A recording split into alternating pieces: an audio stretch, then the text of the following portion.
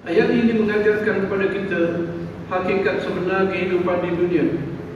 Suatu kehidupan yang diumpamakan seperti kesenangan yang sedikit atau kesenangan yang menipu jika dibandingkan dengan kehidupan akhirat.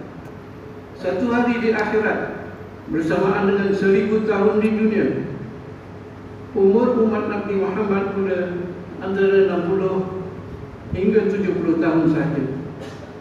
Tempoh hidup di alam barzah lebih lama berbanding tempoh hidup di dunia.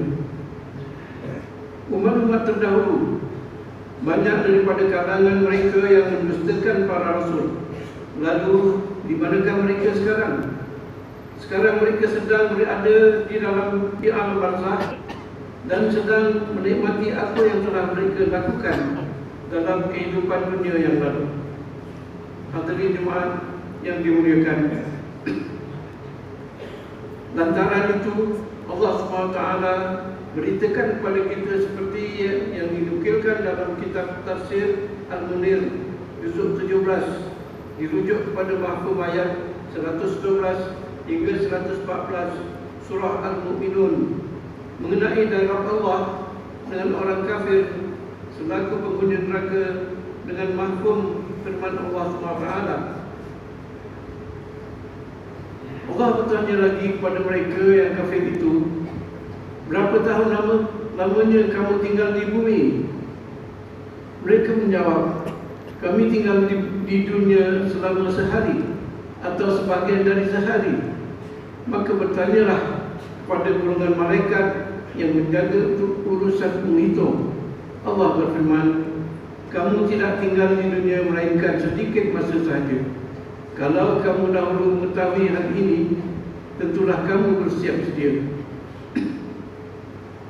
Maka berbahagiakah kita melakukan kederhakaan kepada Allah SWT dalam kehidupan yang singkat ini? Tepuk dada, tanyalah iman. Luqmanul Hakim pernah memberikan nasihat dengan katanya, belilah akhiratmu dengan duniamu. Satu nasihat mengenai perniagaan yang bermodalkan dunia, yaitu tukarlah duniamu dengan akhiratmu. Engkau akan beruntung dapat keduanya sebaliknya, jangan sampai engkau jual akhiratmu untuk mendapatkan kenikmatan dunia. Engkau akan rugi keduanya. Nasihat Luqman itu jika dihayati memang benar, bahawa taat kepada Allah adalah kunci seseorang dalam meraih kejayaan.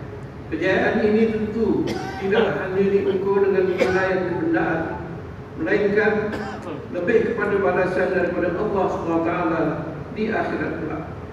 Dengan itu, ingatlah, wahai saudaraku sekalian, belilah akhiratmu dengan menjual duniamu. Kita akan untung kedua-duanya.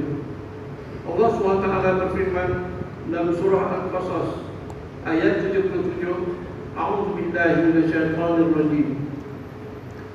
Wabtaghi fima ataka Allahu ad-daral akhirah wa la tansa nasibaka minad dunya wa ahsin kama ahsana Allahu ilaik wa la tabghil fasada fil ardh inna Allaha la yuhibbul mufsidin. Dan tutuplah dengan harta kekayaan yang telah dikurniakan Allah kepadamu akan pahala dan kebahagiaan hari akhirat, dan janganlah engkau melupakan bahagianmu, yaitu keperluan dan bekalanmu dari dunia, dan berbuat baiklah kepada hamba-hamba Allah sebagaimana Allah berbuat baik kepadamu dengan pemberian nikmatnya yang melimpah-limpah, dan janganlah engkau melakukan kerosakan di muka bumi. Sesungguhnya Allah tidak suka kepada orang-orang yang berbuat kerosakan. Ayat ini menunjukkan bahawa Allah SWT memerintahkan kita supaya mengutamakan akhirat daripada dunia. Manakala Rasulullah SAW pula mengingatkan dalam hadis khusus pada manusia yang menjadikan dunia ini suatu yang besar di hatinya melalui sebuah hadis yang diriwayatkan oleh Zaid bin Thabit radhiyallahu anhu bahawa Rasulullah SAW bersabda, Man kanatid dunya hammah farraqallahu alaihi amrah wa ja'ala faqrahu baina aynayhi wa lam ya'tihi minad dunya illa ma kutiba lahu wa man kanatid akhiratu niyyatah jama'a Allahu amrah wa ja'ala ghinahu fi qalbihi wa atathu dunya wa hiya raghimah. Sadaqah Rasulullah.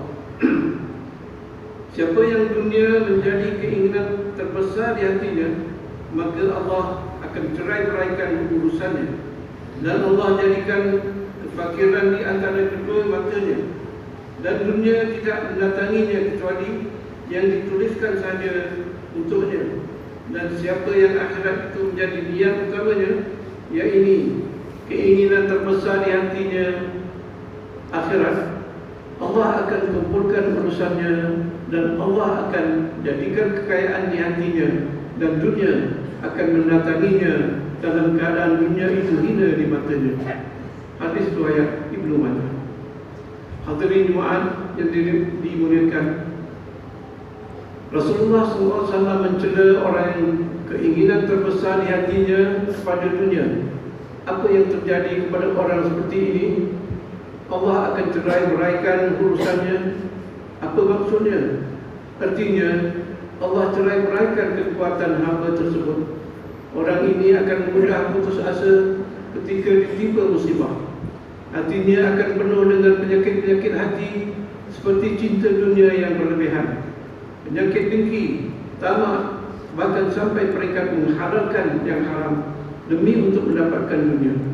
Allah berfirman dalam surah Hud ayat 15 hingga 16 yang bermaksud, sesiapa yang menginginkan keduniaan, kehidupan dunia dan perhiasannya, maka kami akan membalas hasil usaha mereka di dunia dengan sempurna, dan mereka tidak dikurangkan sedikit pun padanya.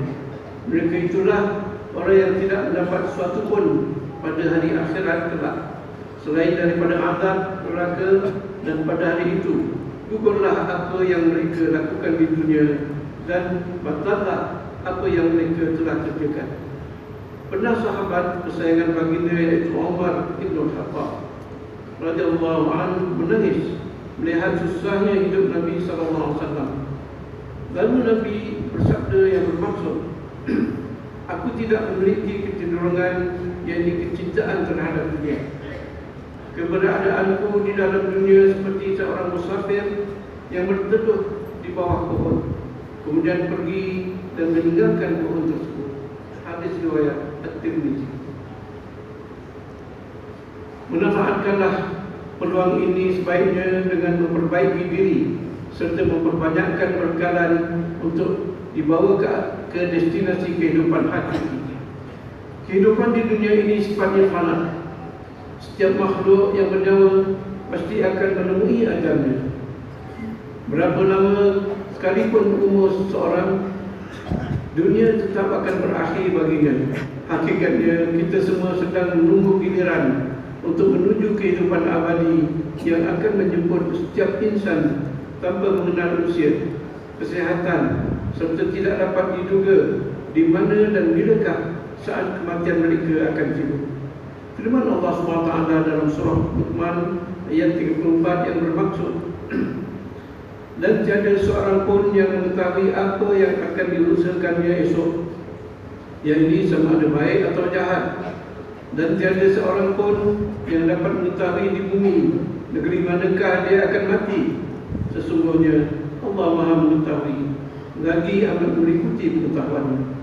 Hadirin jemaah yang berbahagia, hadis ini pula memberikan peringatan kepada kita agar tidak memperpanjang angan-angan tentang dunia. Daripada Ibnu Umar radhiyallahu anhu bahawa Rasulullah SAW bersabda yang bermaksud, Rasulullah SAW memegang kedua-dua bahu saya sambil bersabda, hiduplah engkau di dunia seolah-olah orang asing atau pengembara.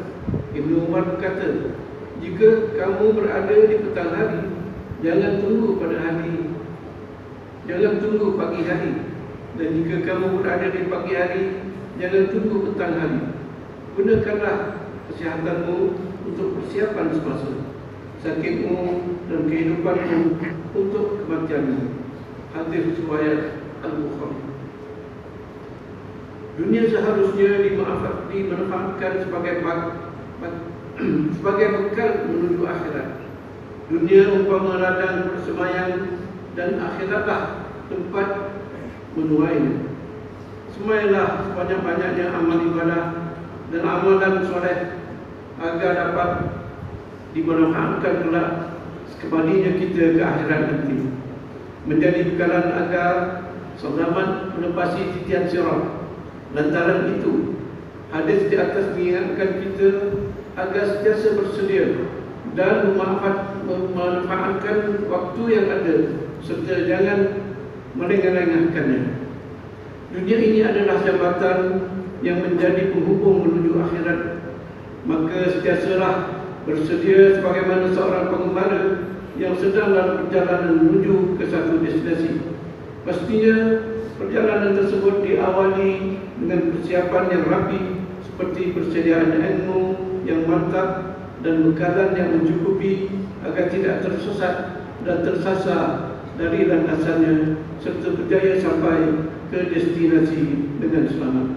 Hadirin jemaat yang dikasihi sekalian, mengakhiri khutbah pada hari ini, marilah kita mengambil beberapa intipati khutbah sebagai panduan kita bersama. Yaitu, pertama, kita hendaklah meyakini bahawa kehidupan dunia adalah sebentar dan sementara sahaja, manakala akhirat adalah negeri yang kekal abadi.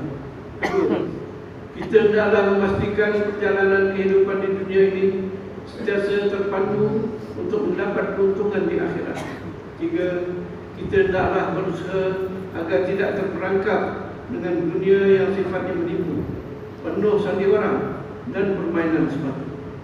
A'udzubillahi minasyaitonir rajim. Zuyyina lin-nasi hubbus syahawati minan nisa'i wal banina wal qanatir al-muqantarati minaz zahabi wal fiddah wal khaylil musawwamati wal an'ami wal harth. Dzalika mata'ul hayatid dunya. Dzalika mata'ul hayatid dunya. Wallahu indahu husnul ma'ab. Dihiaskan indah pada pandangan manusia kesukaan kepada benda-benda yang diingini, yaitu perempuan-perempuan dan anak-anak, harta benda yang banyak bertimbun-timbun dari emas dan perak, kuda peliharaan, binatang-binatang ternak serta kebun-kebun tanaman. Semuanya itu ialah kesenangan hidup di dunia, dan ingatlah pada sisi Allah ada tempat kembali dan yang sebaik-baiknya, yaitu syurga. Suratul Al-Imran ayat 14. Barakallahu li wa lakum fil Qur'anil azim wa nafa'ani wa iyyakum bima fihi minal ayati wa dzikril hakim wa taqabbal minni wa minkum tilawatahu innahu huwas samiul alim. Aqulu qawli hadza wa astaghfirullahal azim li wa lakum wa lisairil muslimin wal muslimat fastaghfiruhu innahu huwal ghafurur rahim.